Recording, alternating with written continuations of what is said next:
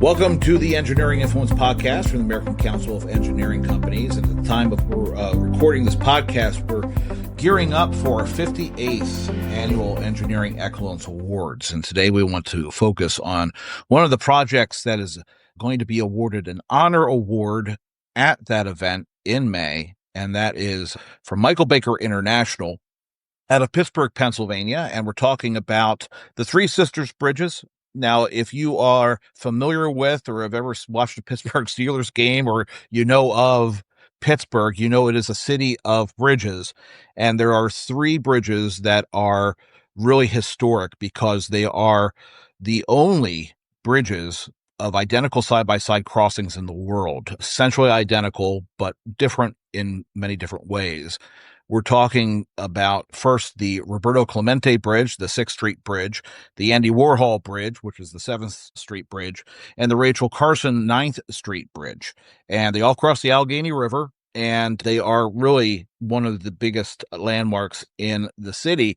But they've been around for a while. This is the early 1920s, and the weather and the environment takes its toll, especially in Pittsburgh, and they need to be rehabilitated. Michael Baker International was brought in to do that project, and their work has earned them an honor award. So I'm very pleased to be joined today by Aaron Colorito. He is the technical manager bridges for Michael Baker International. Thank you, Aaron, for joining us to talk about the project.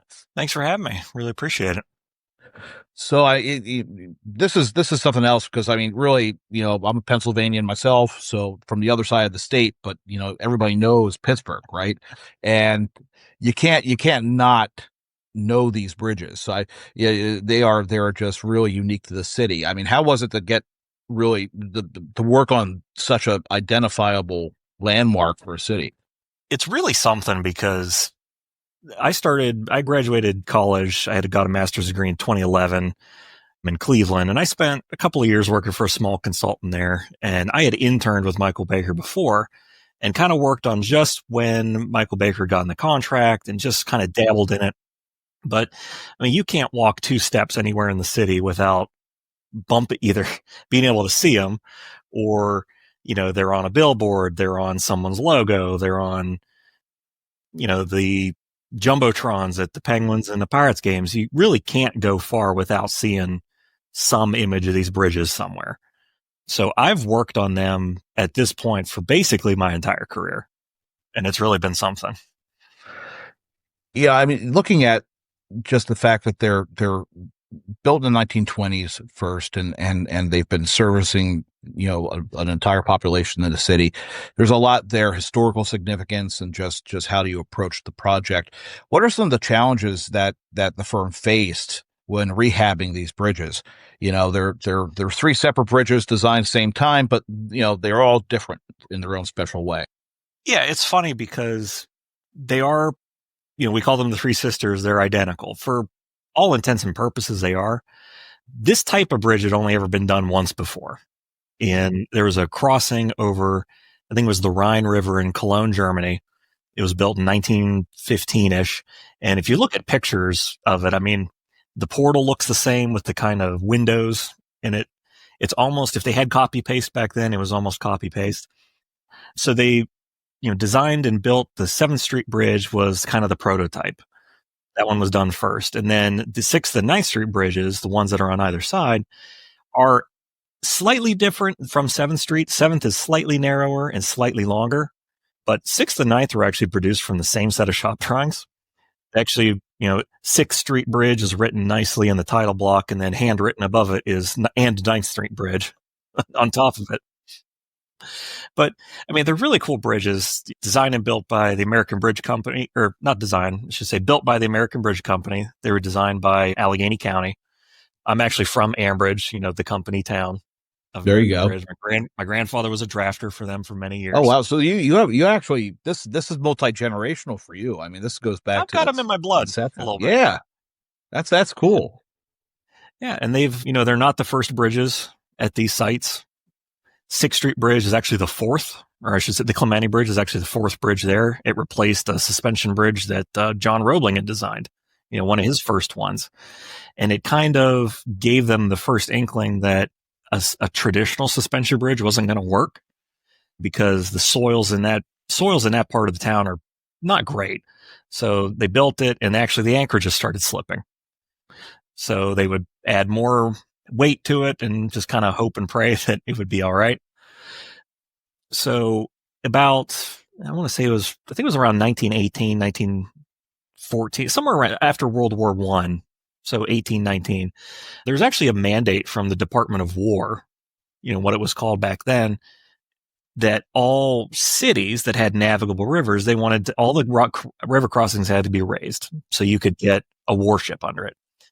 And right now, back then and right now, 6th, 7th, and 9th Street are the lowest crossings on the Allegheny. And the city was mandated to raise them.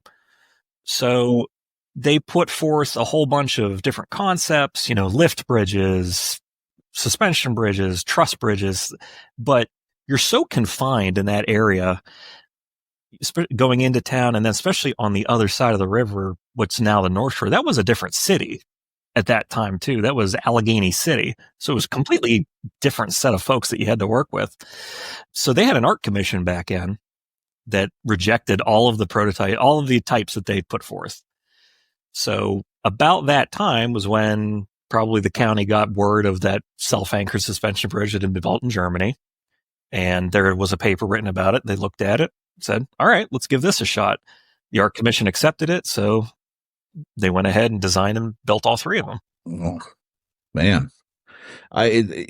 Looking back at did you go back into some of the original designs and some of the early drafts on that bridge back from the 1900s? There were a couple of images, like kind of drawings, renderings, but nothing that was design wise. We were actually really lucky. The county still had the original design calcs for the bridges. And it was really funny because it's about this thick. It's maybe 100 pages, and I feel like today, one of my slim calc books is maybe like 16,000 pages or something like that. But yeah, and they designed and built them with, the design drawings for about 30 sheets a piece. The shop drawings are about 90 to 100. Yeah. It took us 150 to rehabilitate them. Applying a lot of how did you apply those modern techniques, the engineering practices with the bridges, keeping that structural integrity, keeping that historic integrity in place, but applying some more of the modern engineering practices? So it started out with, reviewing those original calcs, and we found that they had a couple of errors even back then. So when we did that, and then all through the years, the bridges had never been analyzed in 3D. Not once. So we said, well, we're going to try doing it in 3D finite element, just to see we were interested, especially because, these bridges are loved so much that we will close them down to traffic and put festivals, parties. There's a boxing ring on one, the Picklesburg Festival, all kinds of different things that were on them. So what we were really interested in was seeing how, if you model crowds of pedestrians on it, how does the bridge react? Does it want to torque? Does it want to twist? What happens there? So that was kind of the first shot. And then once we started really digging deep into repairs and designing, the repairs and their connections, we started to realize that a lot of places we were actually pushed at the very beginning to use new rivets in the construction. And just based on, their nature. And we found in a lot of places that they wouldn't, even if you were able to drive a new rivet using like an old rivet spec, like A502 from ASTM, they wouldn't work either. There's just modern lows are just too heavy. So at the time, at least I thought, maybe because I had a lot of hopes and dreams and sparkle left in my eyes back when we started, that I would just provide that information and then everyone would be satisfied. And it was just the beginning. Because in this, there's multiple stakeholders from the city and the county themselves. There's PennDOT, there's the Coast Guard, there's all the people that live and work there. PNC Park is about 18 feet from the end of the Clemente Bridge. Yeah. So, and then the big issue that we ran into was with SHPO, State Historic Preservation Office, and the Pittsburgh Historic Museum Commission. They wanted to really know that there was no way that we could use rivets. So actually, I have this thing that I've dragged around the country with me for show and tell, was to show, to explain to people really like, is this, an option? So I had knocked something together out of wood in my garage at one point and got a chance to make it out of steel, because I was like, it should be made out of steel. But to say, okay, if I take, this is a rivet from one of the Three Sisters bridges, and you put it next to an A325 bolt, I mean, you could tell they're different. So one of these, possible solutions that someone had thrown out was, is there some way we could take like a plastic cap or something to, snap on or to emulate it? And I said, okay, well, let me think about that. And about $1 later and a couple of, half hour at Hobby Lobby, I said, okay, well, that's how big your cap would need to be just to cover the head end. And that's not even counting the nut end, which could have any amount of stick out. So they were pretty satisfied that wasn't a good idea. So, I threw out there, we have, there's an alternate to hex-headed bolts. There's the F1852 tension control bolts that have, it's still a nut on one end, but you have this advantage of having the domed, button head on the other. And, just by happenstance, their head, the proportions of the head when you're looking at it and you're just walking by, pretty much the same. Yeah, especially once you get, a real industrial 3-coat paint system on there, you can't tell to just a layperson. So we made an effort. We said, would this be an acceptable solution if we were to, make sure that we orient the heads, to where people would see them the most? And that was an acceptable solution to everyone. So we actually had some language in the drawings and in the specifications to say, Mr. Contractor, you must use these bolts everywhere you can. There's a couple places here and there where you can't get them domestic, or we might have there's a repair where we needed about 20 of them of a very specific size. And they said, well, we could either get them from Japan or we can order a cask of 6,000. That's the minimum order for these. So I said, I think it will be okay if we use hex-headed bolts here. And that compromises compromises a beautiful thing. Yeah, especially when it works your way. Exactly. I think that really underscores the amount of care that goes into the restoration work on these cherished pieces of infrastructure, right? I mean, there are going to be interest groups that, of course, will focus specifically on the size, diameter of a bolt, without question, right? This is what they do. Yep. But the general public is going to see it and go, well, it looks the same. But the care and detail that you went home, you created a mock-up out of wood in your own garage to demonstrate, and then to bring up options. And I think there are a lot of people out there who are like, okay, they rehab the bridges and it looks great and it's, it's going to be safer, but they don't realize exactly how detailed these projects go. Yeah. Yeah. It's difficult, especially when you get questions from, our friends, family, what's going on? How do you do that? And I said, well, do you have an hour? Because that's kind of what I need to really drill down and explain it to you. They said, could you give it to me in 25 seconds? Well, we're fixing it. There you go. Yeah.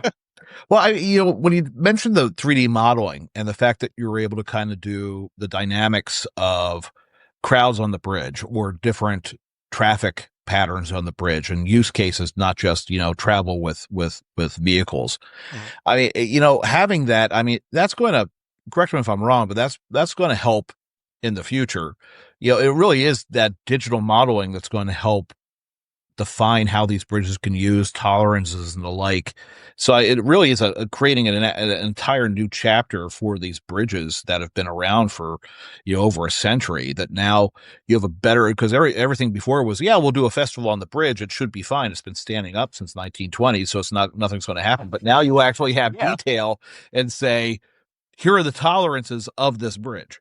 Yeah, now the county now can, because, it's the even more fun thing about it, I should say, is, the county owns the bridge. The city of Pittsburgh owns the streets that lead up to it.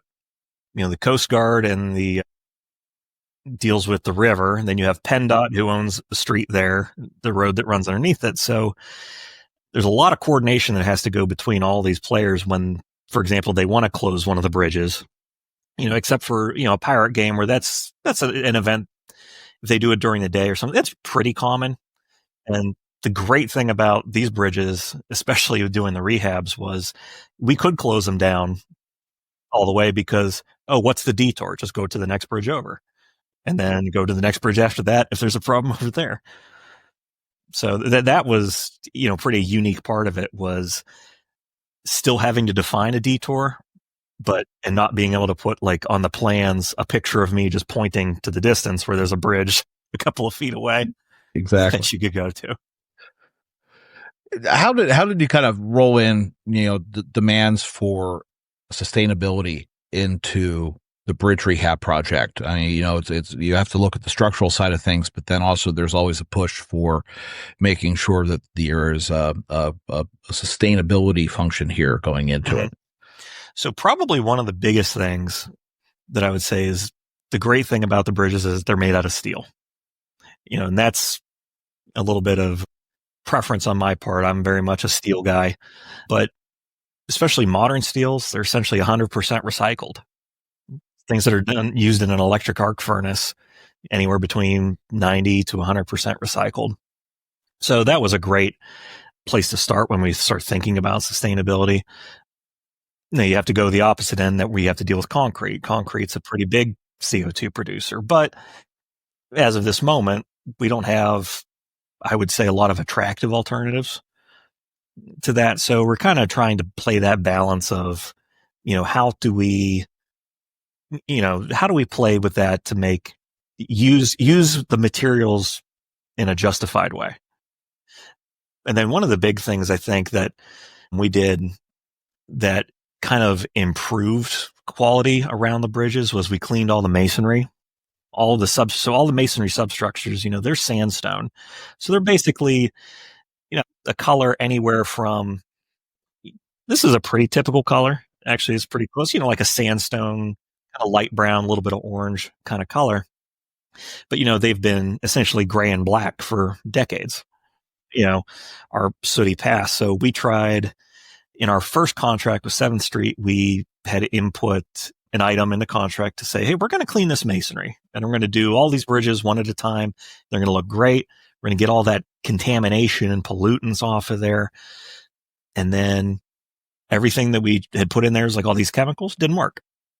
So we had some options that we could try. The contractor that was working on the bridge at the time even brought out someone that had a laser that would actually burn. Oh, wow. So you're burning off the layer of sandstone. Masonry. So we didn't like it for that reason, that we could potentially damage a stone. It didn't get to the color that we thought it was. It kind of just it went from black to kind of like a darker gray, like a lighter gray. And then it was wildly expensive and it was slow. It took, an hour to clean maybe a couple of square feet. And we had over 9,700 square yards of material total for all 3 bridges to clean. So we went back to the drawing board, tried it again with the 6th Street contract because we were already going to go back and touch all 3 bridges. And we came up with another list of different things to try. Contractor went out. None of those worked. So they actually had a masonry specialty subcontractor on the contract, and they brought up the idea of doing abrasive blasting. So with a very gentle, it was glass beads mixed with water. Oh, okay. So like a silica, I was thinking silica, or it's just like glass beads and water. Okay. So they did try a couple of things. They tried Black Beauty. They tried a couple of different grades of sand, but those beads ended up being a pretty good blend of aggressiveness, but they didn't remove the texture from the stones, which was actually really a really important thing that we had to keep under control, because below the deck level, all the masonry is just, it's like rough cut stone. It's nicely dressed, but it's a rough face. When you get from deck level up, all that stone is hand textured. It has a stippled finish on it that was done with like a bush hammer. It was physically a mason that would stand there and do that. So we couldn't lose that. So after the contractor got a couple of test patches, they were able to really dial the procedure in. And then all of that stuff they were able to collect either with turbidity curtains or sandbags and pumping. So they were able to collect all that waste, which, luckily had no added chemicals, but, we don't know what was. It's mostly carbon, probably just from soot.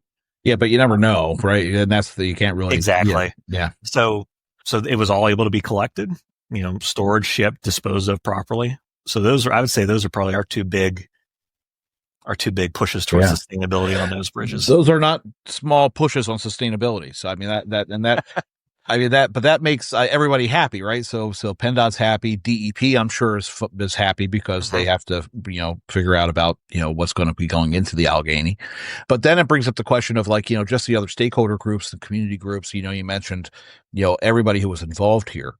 I mean, how did you guys work with those groups just to keep them kind of happy, informed, and on board with the project, especially, the communities that are directly impacted by the bridges right around, each of the bridges, because, Pittsburgh is it's a big city, but it's a fairly compact city. So these bridges do have a direct impact on the people living there.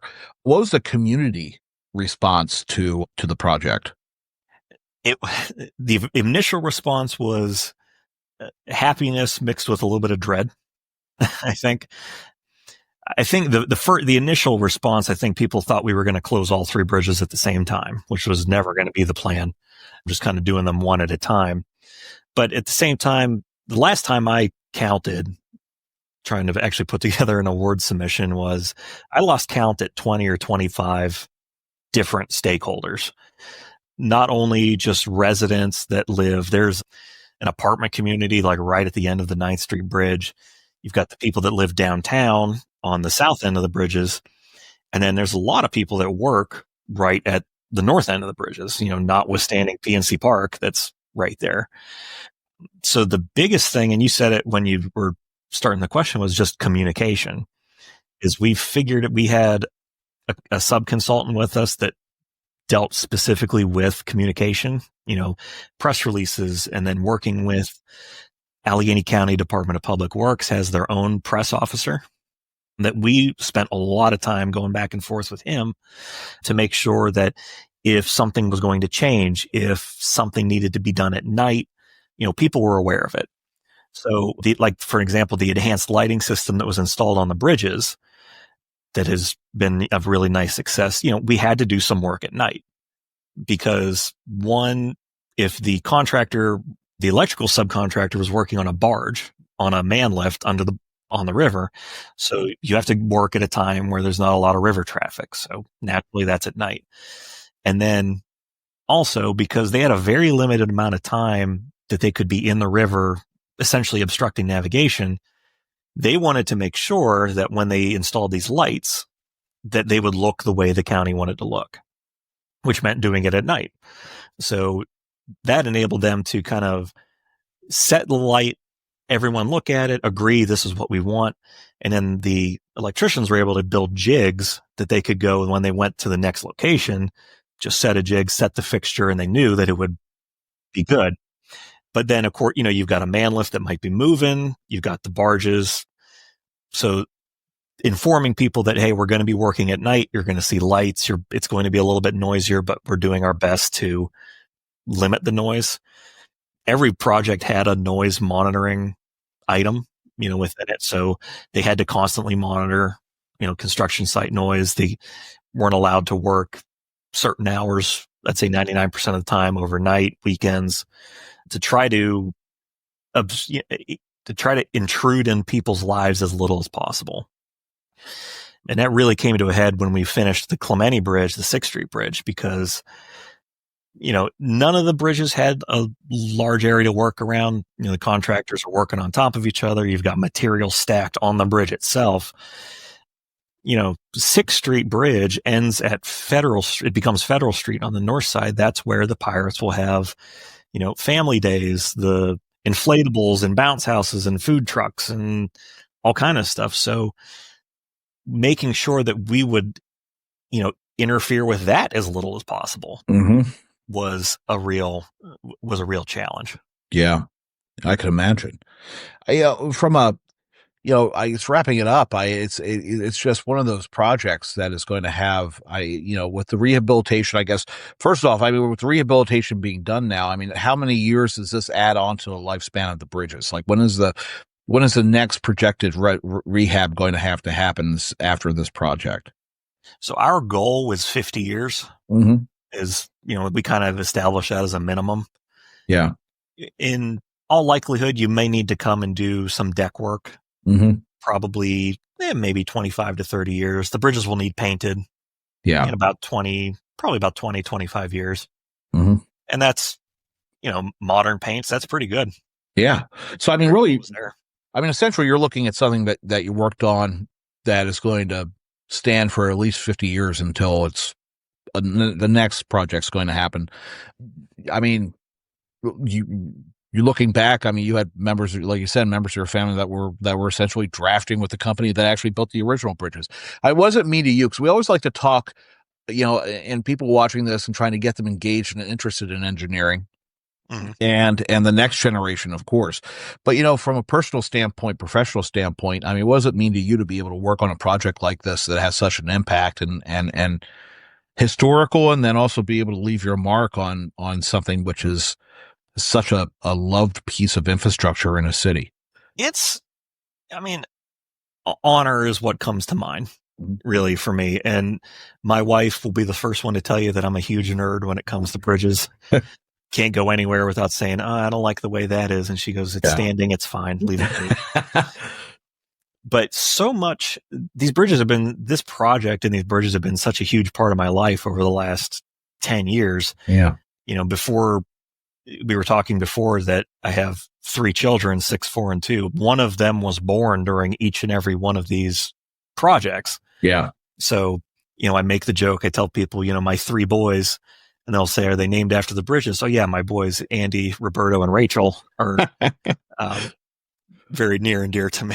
I guess that was not the pun intended, I guess, bridge too far for your wife if you wanted to do the naming, right? I knew better. Yeah. I knew better than to push that. It's just fantastic. Congratulations again. This is the kind of project that fits right into the awards program. Looking forward to hopefully you're coming down for the program. I will be. May. Wonderful. So I get to see you in person. But for anybody out there, we're looking at a great awards program. Of course, Three Sisters Bridges, one of many projects being awarded, but wanted to get special recognition to Michael Baker International for the work that they did on the project. And just next time you find yourself in Pittsburgh, inevitably you'll probably find yourself on one of these bridges. And when you do, remember the people who actually made that possible to keep it standing for another 50 years in good standing and the history that went into it. So, Aaron, really appreciate you taking time to join us today. Thank you so much for having me. I had a great time.